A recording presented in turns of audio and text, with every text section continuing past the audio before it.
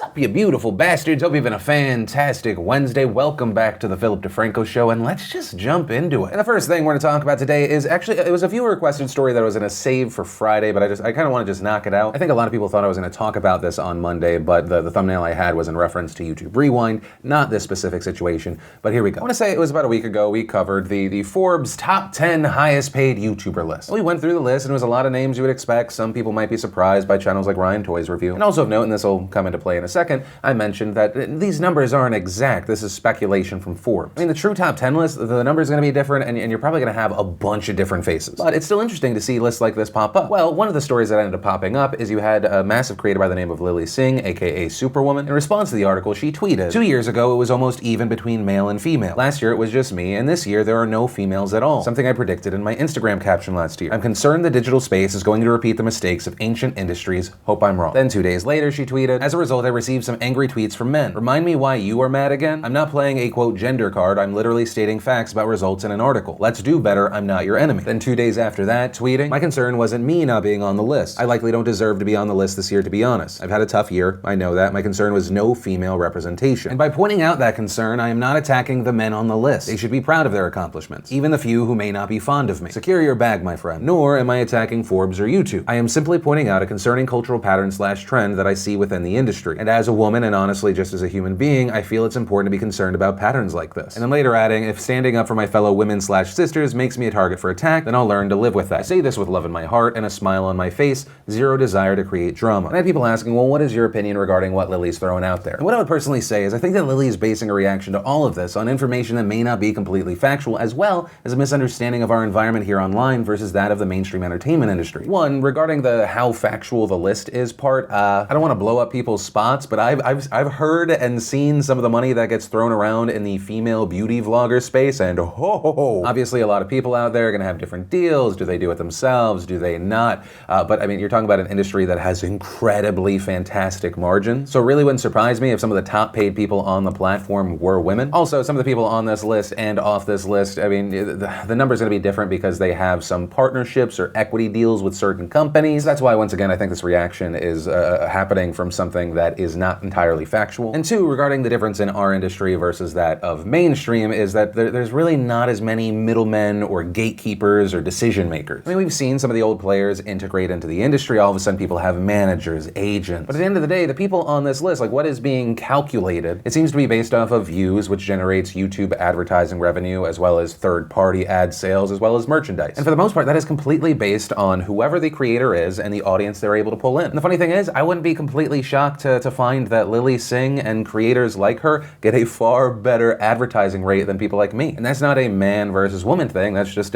she makes much cleaner, safer content than I do, which is a creative and or business choice. And so I guess I don't know with Lilly Singh pointing this out, kind of saying that this is a problem, what she imagines the solution might be. Right, I guess it comes down to what does she think that is holding women in the industry down versus their male counterparts. I personally just don't see what she's talking about being a reality in our industry. Right, it's a completely different world than giant corporation, 20th Century Fox hires two people of the same general size, but one's male, one's female, and the paid is disproportionate. But also on that note, I welcome Lilly Singh or anyone that agrees with her regarding this list and the general situation online to educate me about how I'm wrong. And also, a thing that I want to tag on the end of this is me simply disagreeing with what she's putting out there, talking about that list, about why I think that none of this is kind of based on steady ground. Please do not take this as a reason to go harass her. People can disagree, and that's that. And there have been people that have publicly disagreed with her, and then I've seen just the slew of harassment thrown her way. Right? There's no reason. On topics like this, I think let's debate and hear where the other person's coming from. And through hearing those words, whoever's actually willing to listen,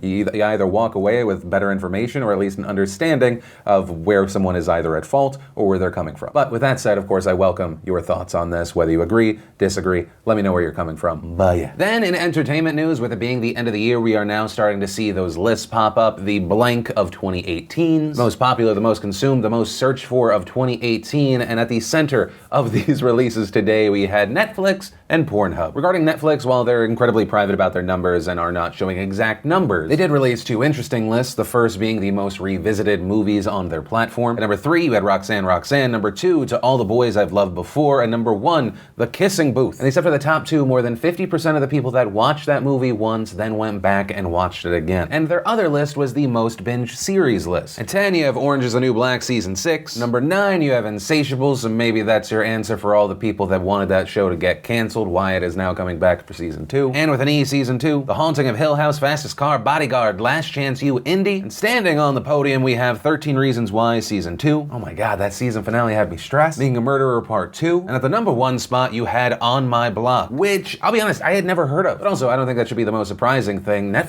feels like Netflix is just releasing too much. I mean, I will continue to try and watch all of it, but it's a different Netflix world nowadays. Remember when a Netflix series launching was like a big thing? Now I constantly find myself opening it up and I'm like, wait, what was released 5 days ago? But that said, Netflix, I love you. Thank you for letting me slowly waste my time with you. And then on the other side of this, we have Pornhub, who they are really fantastic about releasing their analytics. They released their searches that defined 2018, and that top 10 list included the likes of Bowsette, followed by Tinder, tattoos, outdoor, trans, romantic, 4K. Turns out when people say size matters, sometimes they're talking about pixels. And as far as the top 2, you had Fortnite and then Stormy Daniels. Also, I'm very excited to announce, America, we did it! We are the kings of searching for pornography on Pornhub, and number 1 by a landslide. Which is really saying something if you think about it, because India, who has over 1.3 billion people, is at number 3. We're just crushing it, so thank you for doing your part, America. And also of note, a little of YouTube was on this list. For popular celebrity searches, you had Stormy Daniels, Kim Kardashian, still rocking it, Blac Chyna, and then at number 4, YouTuber Lena the Plug. We're just breaking into the mainstream everywhere. But yeah,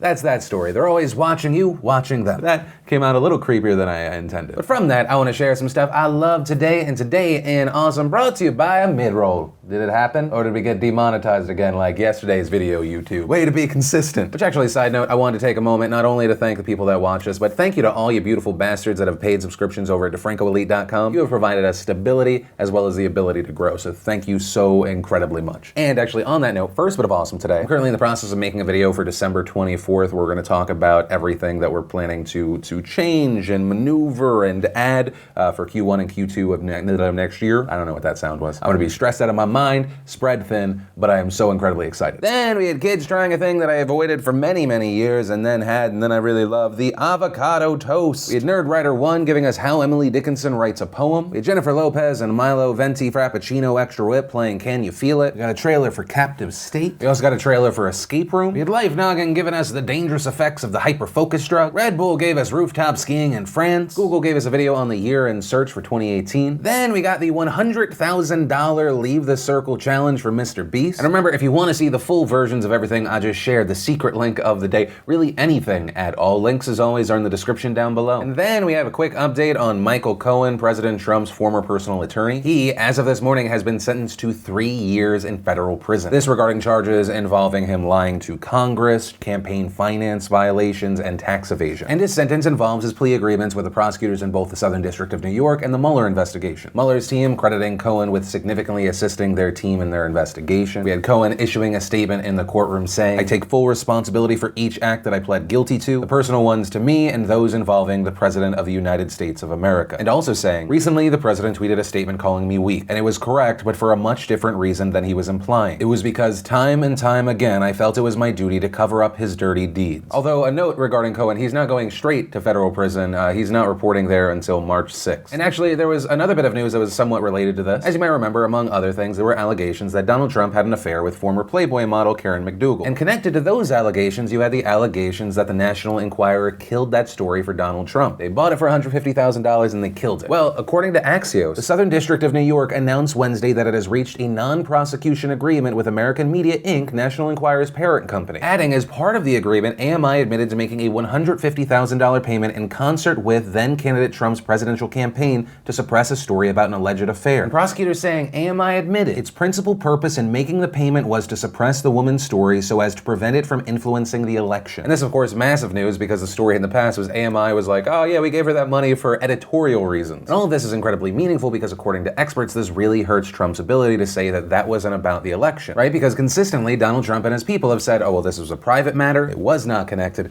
but that's not what we're hearing from AMI, who did suppress the story. But as of right now, we're just getting these updates, and it'll be interesting to see if there are other dominoes that are going to fall. Very interesting times. And then let's talk about what's happening in the UK right now, because what's happening in the UK affects the EU and affects the world. So Brexit chaos has been more prominently back in the news again, and it's something that we last covered about a month ago. Of course, for months now, the United Kingdom and the European Union have been in negotiations over how the two would split. The UK has until March 29th of next year for any negotiations to be resolved, and while this could have been extended, British Prime Minister Theresa May made it a hard out by writing the deadline into law. And if no deal over Brexit is reached, it could create huge problems for UK businesses operating in Europe and the other way around, as well as chaos for UK citizens living in the EU and vice versa. And this deal is both big in the idea of it as well as the actual literal size of it. On November 14th, a legally binding 585-page withdrawal deal was reached between British negotiators and the EU on many aspects on how the two would divorce, also including a non-binding 26-page statement on future relations between the two. So that kind of more of a statement of goodwill that these are the things they'd like to be done. That deal, of course, was not a done deal. It still needed to be ratified by Parliament, and that vote was set to happen on Tuesday, December 11th. Although, as mentioned when we covered it last,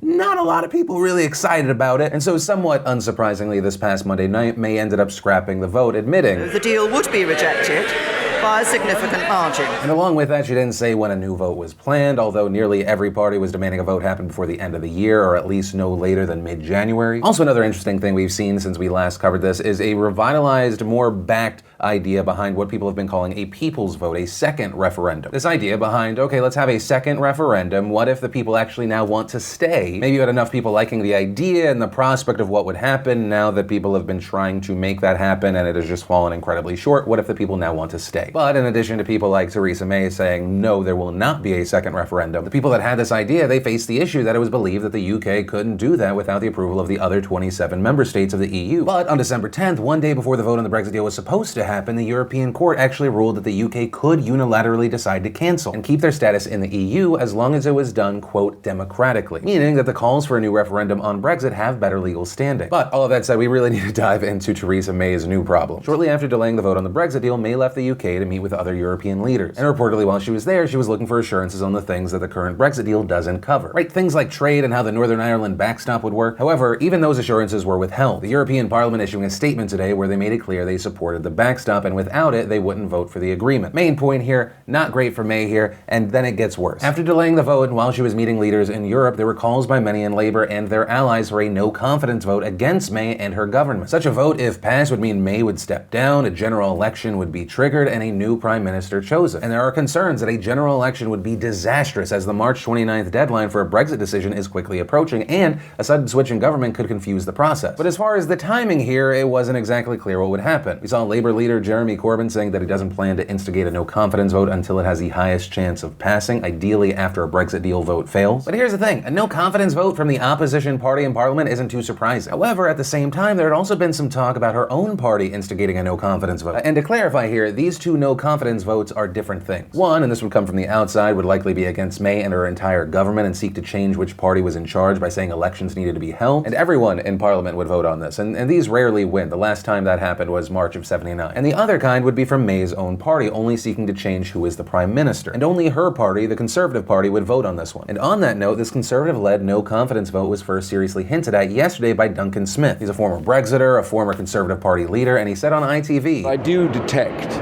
that in the last 24 hours, people have decided that this isn't going to work out at all. And according to Conservative Party rules, they only need 48 MPs out of 330 that would need to sign a vote for no confidence to challenge May's leadership. Which then brings us to the huge news today where it was reported that the 48 vote threshold within the Conservative Party had been exceeded and that a vote of no confidence would be held today. And as far as the initial indications following this, it seemed like it might be close. Quickly following this news, we saw 160 Conservative members publicly say that they will support May, and that number is incredibly important because she needs roughly 166 votes to keep her position as Prime prime minister. So as long as they privately are voting like they're talking about publicly, at the very least, it's going to be a close one. And also something interesting happening right before this vote is something that Theresa May said. According to a report, she told members of an internal Conservative Party committee, "I won't lead the party into the next general election." And so that's been seen by some as her way of saying, let me drag this body across the finish line. I'm not looking to maintain this position, be the people's champ. I will just get the job done. Although it should be noted that Theresa May actually has a lot of support from voters in her own party. According to recent polling, 58 to 28, Conservative voters think she should remain Conservative leader and prime minister. And even among general population, it was 40% to 34%. And as it's been noted, it would be a big deal if she won, because that also means that she wouldn't be able to be challenged for a year. And the big news surrounding this story announced just before I finished this video, and this next cut is definitely not coming because I have to wait for it to be announced, which is further in the future, although for you it's just going to be in a few seconds, is Theresa May will remain prime minister thanks to a vote of 200 in support of May and 117 against. And so now that we have that news, I really do want to pass the question off to you. What do you think happens from here? Are we going to see a meaningful, drastic change? Is the UK still headed towards that cliff? What do you think happens from here? And specifically to the people in the EU and the UK, what do you want to happen? And also a question, do we have anyone watching that you voted, leave, or stay, and now you've changed your mind? And if so, why or why not? And that's actually where I'm going to end today's show. Remember, if you like this video, you want to show a little support, you can hit that like button. If you're new here, you want more of these daily dives into the news, just hit that subscribe button, ring that bell to turn on notifications. Also, if you missed either the last Philip DeFranco show or extra morning news video, you can click or tap right there to watch those. But with that said, of course, as always, my name's Philip DeFranco. You've just been filled in. I love yo faces, and I'll see you tomorrow.